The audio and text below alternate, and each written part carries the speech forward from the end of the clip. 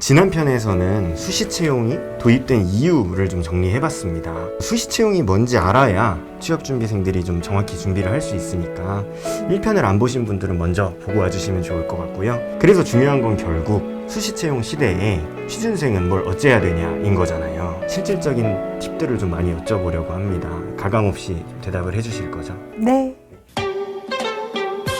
만나면 좋은 친구. 대부분의 취준생들은 경력이 없습니다. 이제 대학을 갓 졸업했다고 생각을 하면 그 입장에서 좀 여쭤보려고 하는데, 바로 실무를 할 수 있는 인재를 기업이 원한다고 하는데 다 경력직만 원하면 갓 대학을 졸업한 학생들은 어떻게 해야 되는 건가요? 갈 데가 없죠. 기업들도 인식을 좀 바꿔주셔야 되는 게, 대기업들이 대규모 공채를 하지 않고 있기 때문에 개인들은 회사에 들어가서 일을 배울 수 있는 기회들이 점점 줄고 있는 것 같아요. 대기업들은 신규 채용에 대한 니즈가 떨어졌기 때문에 그러기도 한 것 같아요. 기업들이 원하는 실무 능력이 뭔가를 좀 생각해 보면 지원한 회사와 지원한 분야에 맞는 실무 능력을 원하기 때문에 획일적인 준비를 하시는 거는 정말 어리석은 거예요. 취업 준비 기간에 뭘 하고 계세요? 그러면 영어학원 다녀요, 스펙업 하려고 자격증 따요, 전공을 뭐 더 추가하고 있어요, 이런 얘기 너무 많이 듣고 있거든요. 실제 그것이 기업이 원하는 실무 능력에 해당된다고 생각하진 않아요. 참고는 할 수 있을지언정 내가 쓸 수 있는 에너지가 100이면 이 100의 에너지를 n분의 1로 투자를 하는 게 아니라 자격증과 전공과 지식을 쌓는 일에 얼마 정도, 이게 3순위예요. 구체적인 증명들, 공모전, 포트폴리오 이런 게 2순위, 실제 구체적인 업무 경험을 쌓아 인턴, 아르바이트, 계약직, 프리랜서 이런 것들이 1순위예요. 이렇게 에너지 밸런스를 좀 하시는 게 좋은 취업 준비 투자라고 생각을 해요. 너무 디테일한 직무로 준비를 하면 선택의 좀 폭이 좁아지는 건 아닐까 하는 우려도 있어요. 예를 들어서 제가 뭐 어떤 A 기업에 B2B 마케팅에 관심이 있다, 그걸 이제 관련된 인턴을 하고 대외 활동을 할 수 있잖아요. 네. 근데 이제 그 기업에 채용이 되리라는 보장은 없잖아요. 공채 때를 생각해보면 원서를 막 10개, 20개씩 이제 쓰잖아요. 요런 관점에서는 좀 어떻게 생각을 해야 될지. 이야기가 좀 번지기는 한데요. 제가 MZ 세대면요, 지금 막 폭발적인 성장을 하고 있는 산업군, 그 산업군에 필요한 일에 도전을 하겠어요.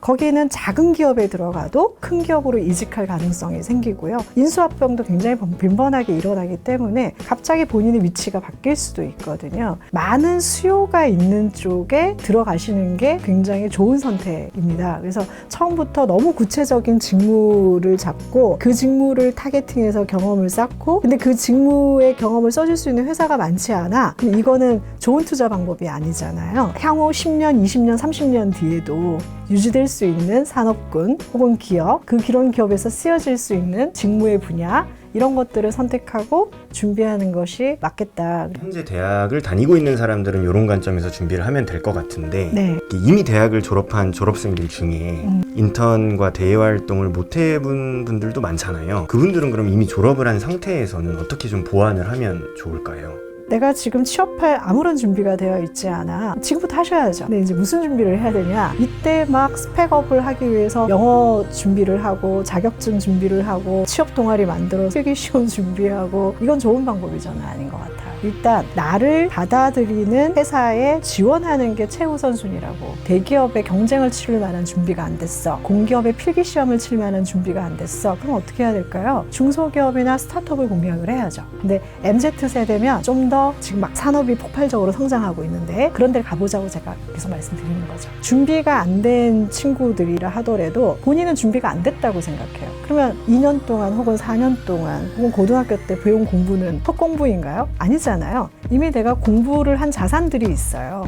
그 자산을 가지고 취업할 수 있는 데를 찾아야 되는 거예요. 갈 수 있는 데들을 집중해서 이제 지원을 하는 것이 가장 필요한 준비 방법인 거죠.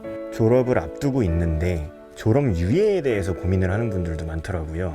대학생 신분으로 있으면 어쨌든 인턴도 할 수 있고 그렇게 대학생 신분을 좀 활용하는 게 좋은 건지. 개인의 취향을 좀 담아서 말씀드려도 되나요? 졸업 이후를 하면 본인의 아이덴티티 자체가 학생이에요. 학생일 때 구직 활동하는 거하고 취준생일 때 구직 활동하는 거하고 틀려요. 기업이 학생이기 때문에 더 메리트를 준다? 아니에요. 할 수 있는 건 학생 신분에 참여를 허하는 공모전? 뭐 이런 정도이거나 학교에 예를 들면은 도서관 같은 데 다닐 때 좀 유리한 거? 살벌한 취업 현장에 나와서 경험에 적극적으로 뛰어드시는 것이 오히려 취업 기간을 단축시키는 방법이라고 생각이 돼요. 취업 공백기에 대해서도 좀 질문을 드려보려고 해요. 네네. 이제 뭐 졸업하고 바로 취업이 돼버리면 좋겠지만 준비 기간이 길어지는 경우들도 있고, 이제 공무원 시험이나 공기업은 필기 시험이 치열하다 보니 그 준비를 막 2년 3년 하다가 이제 안 돼서 좀 기업으로 돌리고 네네. 싶다 이러면 이제 공백기라는 게 생기잖아요. 네. 이런 걸 좀 뭐 면접에서 만약에 공백기에 대해서 물어봤다. 그런 질문들 많아요. 취업 공백기에 이력서와 예를 들면 면접할 때 답변 어떻게 해야 하죠? 이런 질문들 많이 하시는데 취업에 공백기는 있을 수 있죠. 그러나 취업 준비에 공백기는 없죠. 그래서 이걸 혼돈하시면 안 돼요. 취업은 공백기가 충분히 있을 수 있어요. 요즘 같은 시대에는 본인이 잘 이야기할 수 있으면 아무런 문제 없다. 취업 준비를 하고 있었다. 이걸 잘 얘기를 하면 되는 거죠. 솔직하게 뭐 예를 들면 지금은 내가 기업에 지원을 하지만 공무원 시험을 한 2년 준비했었다. 네. 그 얘기를 하는 게 네. 나은 방향이라는 거죠. 네네네. 있는 기업도 있어요. 근데 신입을요? 신입까지 기업들이 그렇게 했다라는 이야기는 제가 들어보지는 못했고요. 중요 보직의 직원이야, 임원이야, 평판조회라고 하죠. 구체적으로 평판 조회를 의뢰하기도 하고요. 소셜미디어를 찾아서 조회해 보기도 하죠. 중소기업은 이렇게 정보가 그렇게 많지는 않잖아요. 좋은 중소기업을 고르는 팁이 있을까요? 저는 기업도 보는데 산업군 먼저 보라고 조언을 하거든요. 이 산업이 지금 경기가 어떤지, 앞으로는 어떨지, 그리고 그 안에 내가 선택하는 기업의 포지셔닝, 위치가 어느 정도 되는 기업인지 이런 걸 보자. 지금은 예전처럼 평생 고용 시대가 아니잖아요. 한 직장에 들어가면 그 직장에서 나의 종신 고용을 담보하지 않기 때문에 기업보다는 저는 업황, 업종을 더 진지하게 보는 게 더 영리하지 않나? 뭐 이렇게 생각을 하고. 테크 인재의 수요가 이제 점점 많아진다고 해서 문과 출신들도 코딩을 굉장히 많이 배우고 있잖아요. 네. 이런 현상에 대해서는 어떻게 생각을 하세요? IMF 직후에 대한민국은 벤처 신드롬이 있었어요. 지금은 스타트업 신드롬이 있는 것처럼. 그때도 문과생들이 취업이 쉽지가 않았어요. 이런 벤처 기업에 필요한 코딩 교육을 거쳐서 프로그램으로 전향했다고 하나? 이런 이제 친구들이 굉장히 많거든요. 지금도 일자리 수요가 그쪽으로 신입들한테 많이 있는 건 사실이에요. 내가 그쪽에 일을 하고 싶어 라고 하면 받는 거 괜찮다고 생각을 해요. 근데 내가 그쪽이 아니라 마케팅이나 지원 업무 분야 희망을 한다고 하더라도 이제는 컴퓨터와 소통할 수 없으면 무언가를 해내기가 쉽지 않은 시대로 가고 있다고 생각하거든요. 꼭 그 분야의 지원자가 아니라 하더라도 관련된 배경을 가지고 있는 거는 취직할 때도 유리할 수 있다. 어필 포인트가 될 수 있다라고 생각하고요. 본인이 앞으로 커리어를 향상시켜 나가는데도 좋은 조건이 될 것이다라고 저는 생각해요. 인크루트 대표시잖아요. 채용 사이트들을 좀 잘 활용하는 방법이 있다면?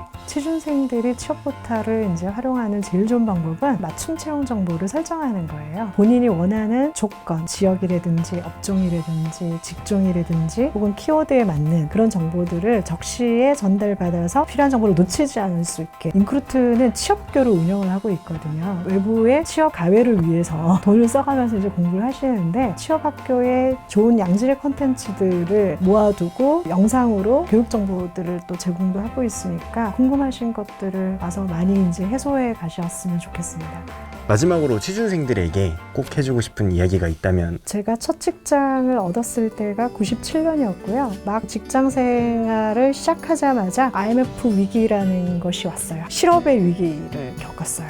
다시 이제 일자리를 찾으려고 보니까 저 같은 이제 인터넷 세대, 인터넷에서 뭔가 정보를 찾을 수 있어야 되는데 컨텐츠 프로바이더가 없다는 거를 알게 되었고, 없으니까 내가 하자. 20년 전이니까 그 용기가 있었던 것 같은데요. 결핍을 해결하는 방법 중에 하나였던 것 같아요. 이 산업의 트렌드가 두세 번 지금 바뀌고 있는 것 같은데, 지금 MZ 세대들이 채용 시장에 산업 현장에 들어온다 함은 전통의 산업 어떤 규칙들 이런 것들에 너무 매여 있지 않는 거를 권하고 싶습니다. 그래서 회사를 보는 눈, 직업을 보는 눈 이런 것들이 완전 저는 재해석이 돼야 된다고 생각해요. 그 관점을 다르게 보면 기성세대가 가지고 있는 그 힘이 별것이 아니게 느껴질 거거든요. 근데 그 관점을 저는 반드시 세워서 하고 싶은 일과 이 하고 싶은 일을 제공할 수 있는 뭐 기업, 안 되면 프리랜서라도 찾아가는 그런 구직 전략을 세우시는 거를 꼭 추천드리고 싶습니다. 그리고